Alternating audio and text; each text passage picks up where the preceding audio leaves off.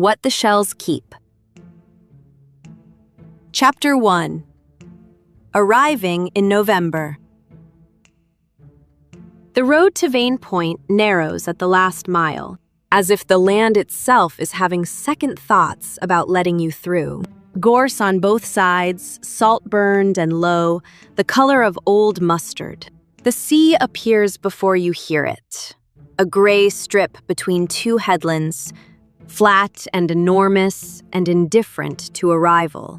And then the sound comes up all at once, the way sound does when you've been inside too long. Gulls, wind, and underneath both of them, the long, patient percussion of waves on the rocks below the cliff. I had not been to Vane Point in 11 years. My mother had stopped coming after her own mother died, and then there were other reasons, accumulated over time, the way reasons accumulate, until it was simply a place we no longer went. I was 24 years old, doing a postgraduate year in marine ecology that I was ambivalent about, for reasons I hadn't fully worked out when my mother called and said, "Your grandfather needs someone there." I am the someone she meant. I was always going to be the someone she meant. We both knew this without discussing it. His name is Louis Vane. He is 79 years old and has lived on this headland, in this house, for most of his adult life. First as keeper of the Vane Point lighthouse, which automated in 1991 and still stands at the cliff's edge, looking out to sea with the mild indifference of something that no longer needs to be tended. And then, simply as a man, living alone in a house that has too many rooms and too much wind. My grandmother Sylvia died 4 years ago. Since then, my mother has been driving out when she can, which is not often enough, and neighbors have been checking in, which is kind but intermittent. And Louis has been leaving notes for himself on seashells. My mother told me about the shells on the phone, in the particular tone she uses when she is trying to present something alarming as merely unusual. "He writes things down," she said, "so he doesn't forget." It's quite clever. Really, the shells are all over the house. So he finds the notes when he needs them. "What does he write on them?" I asked. "Things he wants to remember," she said, and then changed the subject, which told me everything. I arrived on a Tuesday in November, the car packed with what I thought I'd need for a month, and what turned out to be not quite enough of several things, and far too much of others. The house sits back from the cliff by about 200 meters, a low stone building, the color of the headland itself, with a slate roof that has been replaced in sections over the decades, so that it looks now like a map of several different eras. A wooden gate, salt-whitened, a path of flat stones to the door. On either side of the path, coarse grass that the wind had flattened permanently in one direction, leaning inland as if straining toward the warmth. I knocked. This was perhaps unnecessary. It was his house, and I was family, but the house felt like the kind of place that required a knock, a pause, long enough that I began to reconsider. And then the door opened. Louis, my grandfather. He was thinner than I remembered, which I had expected, and shorter, which I had not, though I know this is not possible, that people do not actually shrink in 11 years. And what I was measuring was the distance between memory and present, which is its own kind of shrinkage. His hair was white and had been recently combed, formally, as if he'd known someone was coming, or as if he always combed it formally and the distinction no longer mattered. "Annalise," he said and smiled. Not the cautious smile of someone who isn't quite sure, but a full, immediate smile, the one I remembered from childhood. "You look like your grandmother." "Everyone says that," I said. "Everyone's right," he said. "Come in before the wind takes you." The house smelled of salt and old timber, and something else beneath, both something mineral, like the inside of a cave, or a tide pool, I would come to understand over the following days that this was the smell of the shells. They were everywhere. On the windowsills, the mantelpiece, the kitchen table, the bookshelf, the bathroom shelf beside the soap, whelks and periwinkles and cockles and larger ones, moon shells, common whelks the size of a fist, 1 or 2 scallop halves laid flat like dishes. On each one, writing in black permanent marker in my grandfather's hand, small, precise, slightly unsteady at the downstrokes. I didn't read them that first evening. I put my bags in the room that had always been my room, the one with the east-facing window that showed you the lighthouse at night, its light still turning, though no one tended it, making its patient circuit across the dark. And I came back downstairs, and we had soup that Louis had made earlier, and that was considerably better than I expected. And he told me about the storm that had come through in October and taken 3 slates off the back of the roof, and I told him about my thesis, and the wind moved around the house, testing for gaps. That night, I lay in the east-facing room and watched the lighthouse turn, 1 revolution every 4 seconds. I had counted it as a child, lying in this same bed. It still kept the same time. Outside, the sea made its sound, the long, slow sound that is underneath all other sounds on a coast. The sound that continues whether you are listening or not. I thought about the shells. I thought about what my grandfather was writing on them, and for himself, and whether there was a difference between those 2 things. Chapter 2. What the Shells Said. I read the first one by accident. It was on the kitchen windowsill, a common whelk about the length of my thumb, and I picked it up while I was washing the breakfast things because it was in the way of the dish soap.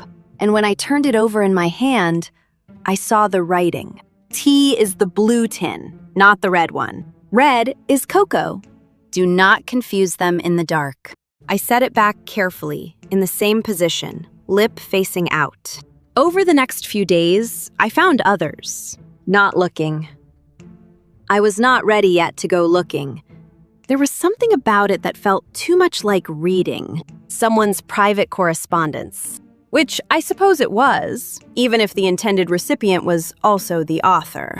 But the house was not large, and I was living in it, and the shells were part of the texture of the place, as much as the salt on the windows, or the particular groan of the 3rd stair from the top. On the mantelpiece, a moon shell, its surface the color of fog. Sylvia's photograph is in the blue box in the bedroom wardrobe. You haven't lost it.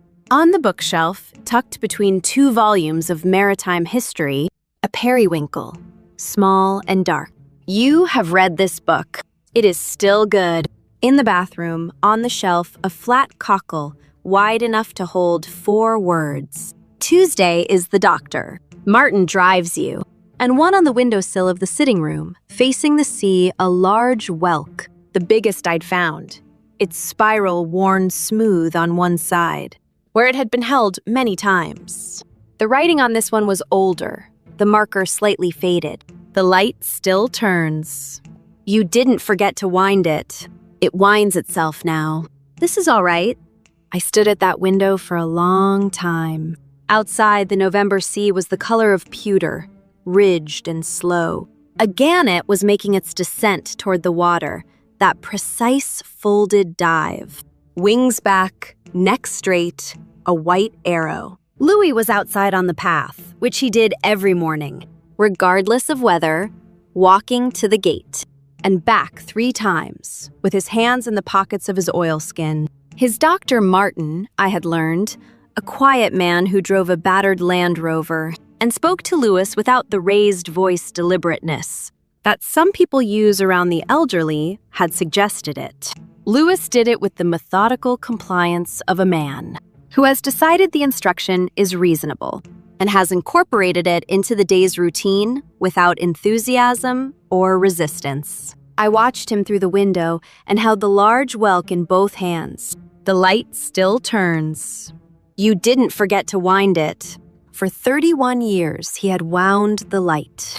Every 4 hours, every day, every night. The light required tending in shifts when it was still a manned station, and Louis had tended it the way he tended everything, with the reliable, uncelebrated attention of someone who understood that the point was consistency, that the boats needed the light to be there not occasionally, but always.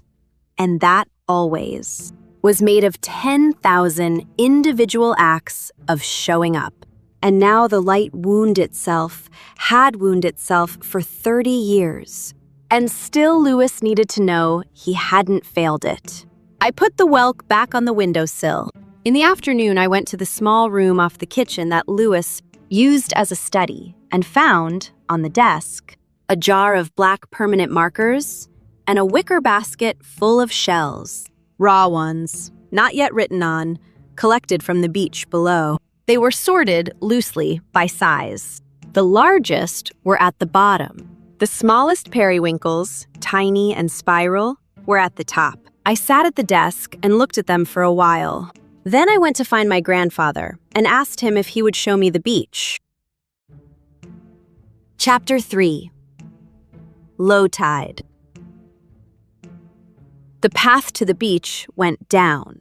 The cliff face and a series of wooden steps that had been replaced, twice in Louis's memory, and were due for a third replacement, as he informed me on the way down, gripping the rope railing with the focused care of a person who has made peace with the body's limitations without quite forgiving them.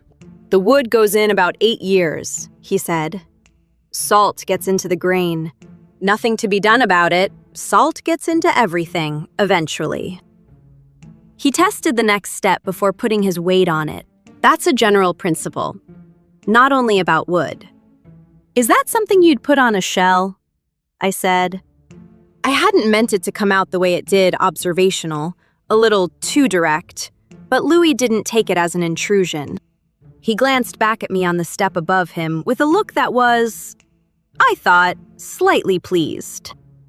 I might have, he said. I've lost track of what I've written. There's a certain irony in that. The beach at Vane Point was not pretty in the picture postcard way. No pale sand, no shelter. It was a shingle beach, the stones dark and gray and brown, constantly rearranged by the tide into new arrangements that were nevertheless always recognizable as this particular beach. The cliff above gave some protection from the wind, but not much. The sea came in from the west and hit the shore with a sound somewhere between a sigh and a percussion, each wave different in weight and speed, and the stones answered each one differently. A dry rattle on the withdrawal. Louis moved along the tide line with the ease of a man on familiar ground. The deliberateness left his body here, the careful step testing, the grip, and what replaced it was something older and more confident, a physical ease that belonged to this specific geography, the way a language belongs to the country you learned it in. He picked up shells the way some people pick up threads in a conversation automatically, without interrupting anything else. A moon shell, turned in the palm, examined, pocketed. A whelk, rejected a flaw in the lip. 2 small cockles set back down. He had standards. The shells he took were structurally sound, large enough to write on, their surfaces smooth enough to hold the ink without bleeding. When did you start? I asked. The shells? He walked a few more steps before answering. A gull landed near us, evaluated us, departed. About 2 years ago, maybe 3. He turned a moon shell in his palm. I'd always written things down, lists, notes. Your grandmother said I had a note for everything. She used to tease me, said if I ever forgot her birthday, I'd better hope I'd written it on something permanent. He paused. I wrote it on the wall inside the kitchen cupboard in 1979. The year we moved in, her birthday, our anniversary, the children's birthdays, in pencil. It's still there. I hadn't noticed it. I went back and looked that evening. It was there, faint pencil on the inside of the upper cupboard door, the dates in a column in his younger handwriting, less unsteady at the downstrokes. Sylvia, November 3rd. Their anniversary, June 14th. My mother's birthday. My Uncle Sebastian's. And below those, added later in slightly different pencil, Annalise, April 7th. But I am getting ahead of myself. On the beach, Lewis was saying, paper is unreliable. Paper moves. Paper gets wet. This is particularly relevant when you live here. I started using the shells because they stay where you put them. Mostly. Unless you knock them off a windowsill, which I have done. He looked out at the water. And also because they're already here. The sea makes them. I'm just making use of what's available. What do you write? I said. When you sit down to write on a new one? He was quiet for a moment. A wave came in, long and slow, reaching almost to our feet before retreating. The stones moved and settled. Whatever I think I might forget, he said, that I can't afford to forget. Practical things, where things are, what day things happen. And he stopped, turned the moonshell over once more, put it in his pocket. Other things. Things I want to make sure I still know. We walked back up the cliff steps in the fading afternoon light. Lewis went first, one hand on the rope. The lighthouse was visible above us, white against the gray sky, its light not yet visible in the daylight. The wind pushed at our backs the whole way up, as if to help. Chapter 4. What he wanted to keep.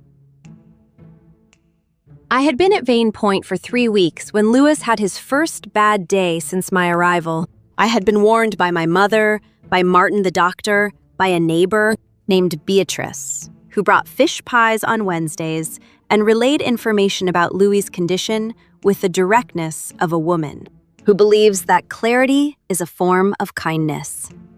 The memory, Beatrice said, came and went, good days and bad days. On bad days, he might not know the date, might repeat himself, might become quiet and withdrawn in a way that was not his natural temperament. On good days he was, she said, looking at me with some significance, very much himself. It was a Thursday. The weather had turned not a storm, but the preparation for one. The sky pressing down and the sea going dark and muscular. The waves no longer gradual, but abrupt, hitting the rocks below with a crack that you felt in the floor of the house. Lewis had been quieter than usual at breakfast. He'd eaten without speaking, which was unlike him. And twice he had started to say something and stopped, and looked at the table with an expression I hadn't seen before. Not confused exactly, but distant. As if the thing he wanted to say was audible from where he was, but not yet retrievable. After breakfast, he went to the sitting room and sat in his chair by the window that faced the sea. He did not take a book. He did not turn on the radio. He sat and looked at the water with his hands in his lap. I let him be for an hour. Then I brought tea, the blue tin, not the red, and sat in the chair across from him. He looked at me with immediate recognition that, at least, was intact. But his eyes had something in them I couldn't name precisely. A kind of fog. Not the blankness that I had feared and read about and prepared myself for, but something more active than blankness. As if he were trying to see through something. The light was wrong last night, he said. I waited. The interval, he said. It seemed slower. 4 seconds, then 6, then 4 again. I kept counting. I don't think the interval changed, I said, as gently as I could. He considered this. No, he said. Probably not. The machinery is reliable. I checked it last. He stopped, looked at the window. I used to check it every morning. Quarterly inspections officially, but I went up every day. You can tell when something is wrong before the instruments tell you. The sound changes. There's a slight catch in the mechanism before it fails properly. You knew the light well, I said. I knew it the way you know something you're responsible for, he said, which is differently from how you know something you only love. He picked up his tea, set it down. Though with the light, I suppose it was both. He reached to the small table beside his chair and picked up a shell I hadn't noticed there. A large whelk, set within arm's reach deliberately. He turned it in his hands without reading it, just held it, the way you hold something familiar in the dark. Tell me about Sylvia, I said. I don't know why I said it then, at that moment, except that I wanted to give him something solid to move toward. His hands stilled on the shell. The fog in his eyes shifted. She didn't like the fog, he said, which was inconvenient living here. She said it felt like the world had forgotten to finish. I thought she'd leave when we first came.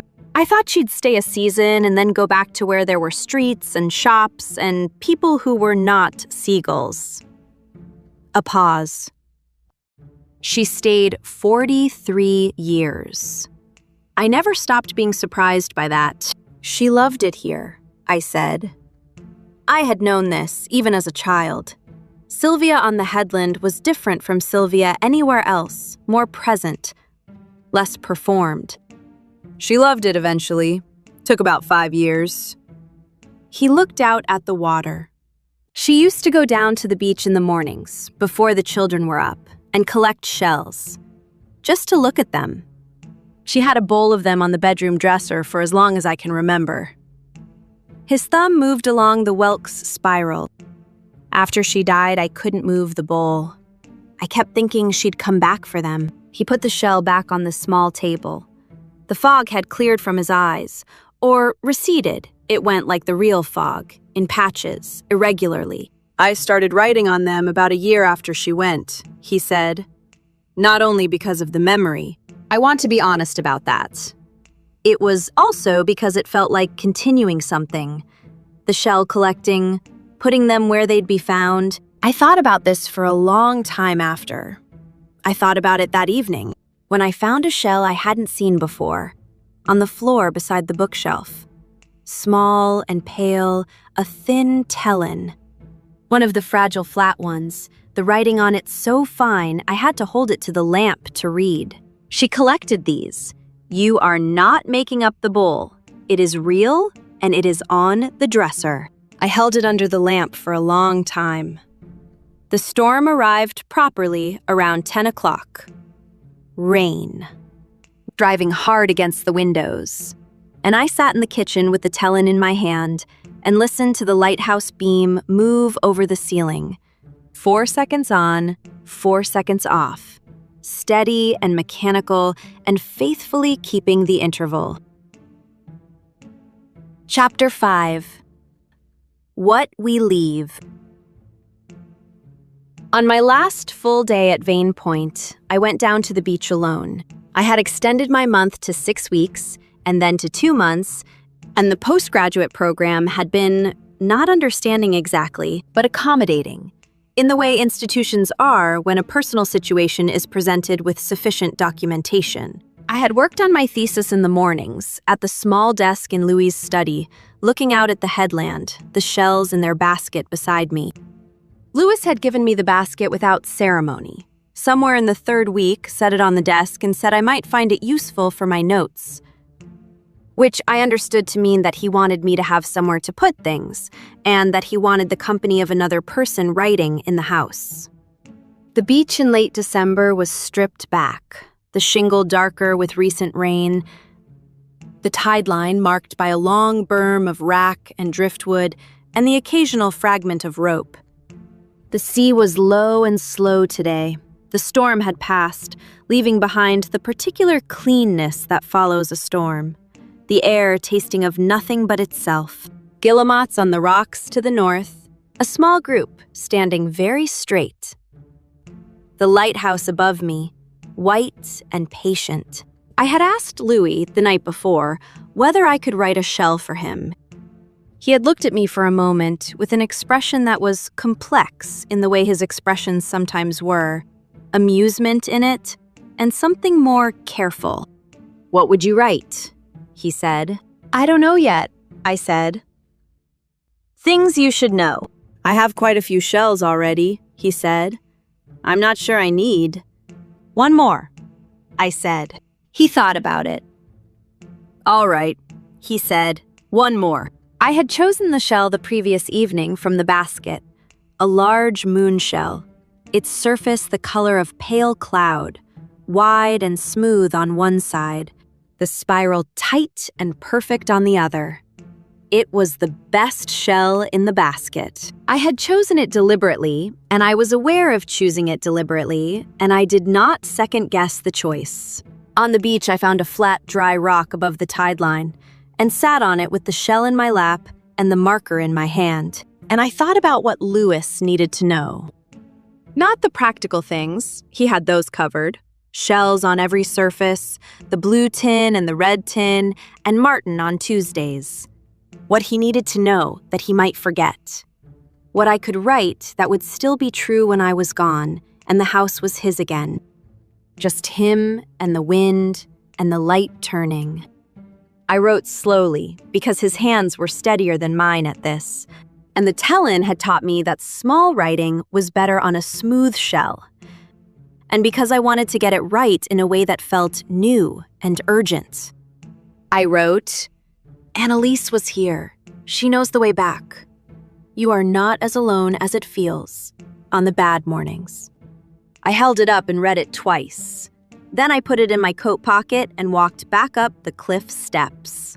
Lewis was in the kitchen when I got back, making soup. He made soup most days, methodically, from whatever was available. And the soup was always good in the way that things made daily by the same careful hands are always good. He didn't look up when I came in, but he said, "The wind's dropped." "Yes," I said. "It's clear. Good day for it then." "For what?" "Whatever you went down for," he said, and stirred the soup. I put the shell on the windowsill of the sitting room, the one that faced the sea. I placed it next to the large whelk, the one that said, "The light still turns," so they were side by side, the whelk and the moon shell, facing out toward the water. Louis found it that evening. I know because I heard him in the sitting room, and then quiet for a while, and then the sound of him sitting down in his chair, which has a particular creak, and then nothing for a long time. I did not go in. Some things are private even when they happen between people who know each other well. My mother came the next morning to drive me to the station. She arrived early, as she always did, and walked through the house in the way people walk through houses. They grew up in, not looking exactly, but registering, the way the body remembers a place it knew before the mind was paying attention. She picked up a shell from the mantelpiece. The Periwinkle. You have read this book, and read it and put it down without comment. Her face doing something brief and private.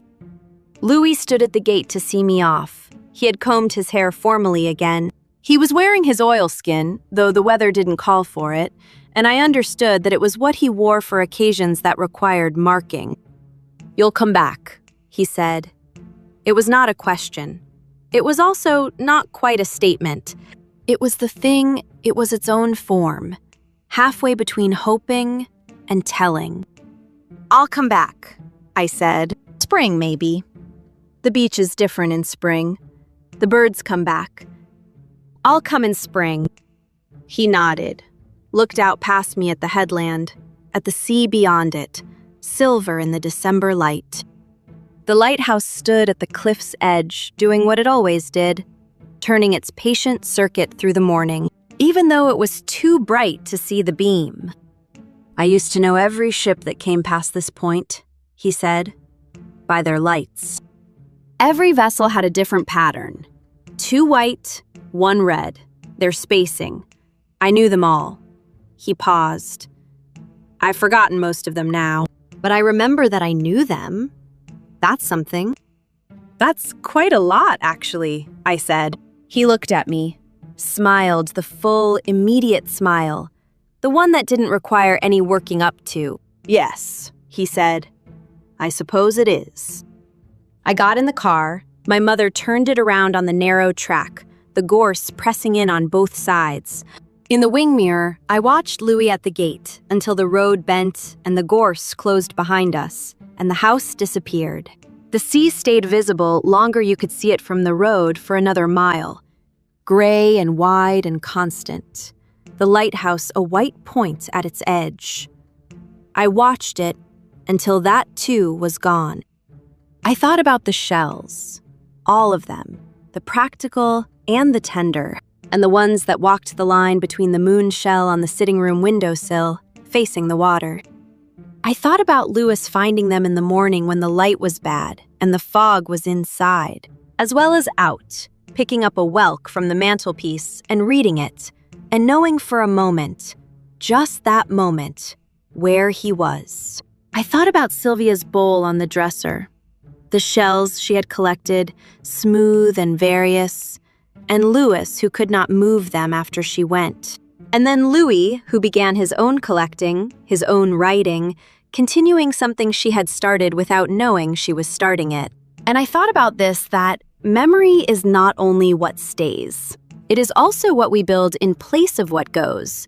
The notes we leave ourselves, the shells on the windowsill, the marker lines in kitchen cupboards, the things we do every December on a cliff road that narrows at the end, as if the land itself is paying close attention.